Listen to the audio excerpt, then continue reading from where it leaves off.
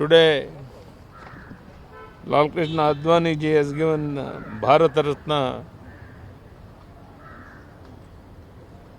People are very happy in the entire country.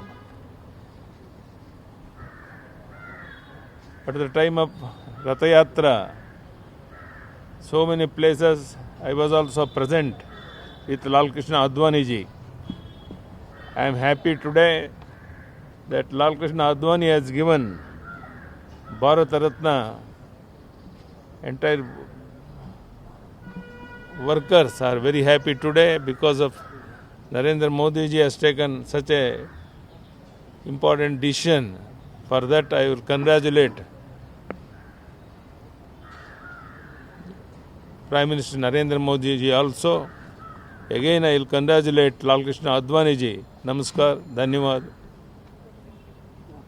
ಭಾಳ ಸಂತೋಷ ಅಂತ ಹೇಳಿದ್ರೆ ಲಾಲ್ ಕೃಷ್ಣ ಅದ್ವಾನಿಯವ್ರ ಜೊತೆ ಅನೇಕ ಸಂದರ್ಭದ ರಥಯಾತ್ರೆಯಲ್ಲಿ ನಾನು ಭಾಗವಹಿಸಿದಂಥದ್ದು.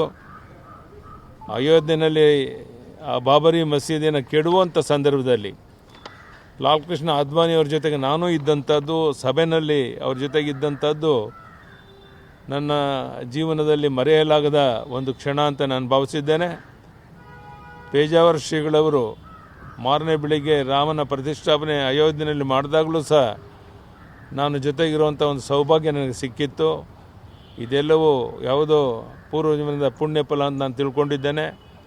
ಇವತ್ತು ಇಂಥ ಐತಿಹಾಸಿಕ ಒಂದು ತೀರ್ಮಾನವನ್ನು ಪ್ರಧಾನಿ ನರೇಂದ್ರ ಮೋದಿಯವರು ತಗೊಂಡು ಭಾರತ ರತ್ನ ಪ್ರಶಸ್ತಿಯನ್ನು ಎಲ್ ಕೆ ಅದ್ವಾನಿಯವರಿಗೆ ಕೊಟ್ಟಿರುವಂಥದ್ದು ಅತ್ಯಂತ ಸಂತೋಷ.